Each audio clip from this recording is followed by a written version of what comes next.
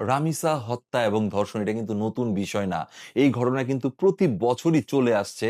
কেউ, কেউ জানছে, কেউ, কেউ জানছে না।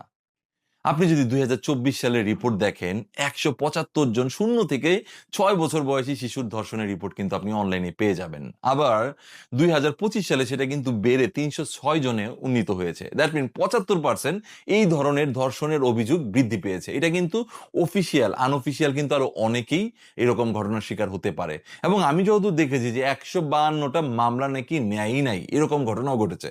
আপনারা সেগুলো অনলাইনে সার্চ করলে পেয়ে যাবেন। তার মানে কি দাঁড়াচ্ছে? এই ধরনের অপরাধীরা ধরেই নিয়েছে যে এই ধরনের কাজ করলে কোনো ধরনের শাস্তি হয়তোবা তাদেরকে ভোগ করতে হবে না। কয়েকদিন হয়তো জেলে থাকতে হবে এই ধরনের কিছু।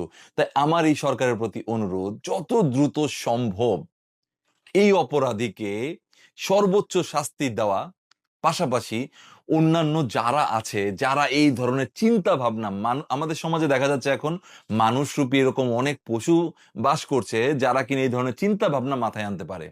সো তারা যেন এই ধরনের চিন্তা কোনোদিন আর মাথায় আনতে না পারে সেই জন্য এই অপরাধীকে এমন শাস্তি দেওয়া উচিত যা কিনা সমাজের জন্য একটি উদাহরণ হয়ে থাকবে।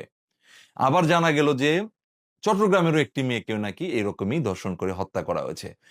নেওয়া যাচ্ছে না। কোনো বাবা কোনোভাবেই সহ্য করতে পারবে না। এবং আমরা কি তাহলে আমাদের সন্তানদেরকে কি ওপেন এয়ারে সমাজে মানুষের সাথে মিশতে দিব না?